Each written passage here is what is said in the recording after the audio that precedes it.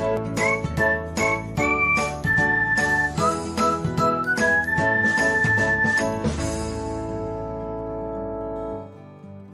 everyone, welcome back to another episode of Technologyglance.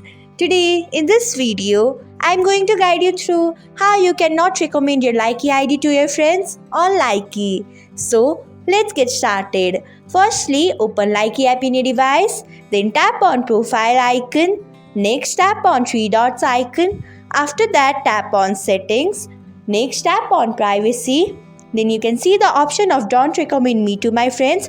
Turn on it by tapping on it. So this is how you cannot recommend your Likee ID to your friends on Likee. Thanks for watching. If you found this guide helpful, we would love it if you hit the thumbs up button below. We upload great new tech tutorials like this one every day. So don't forget to subscribe to our channel and hit the bell icon to get an update as soon as we post a video.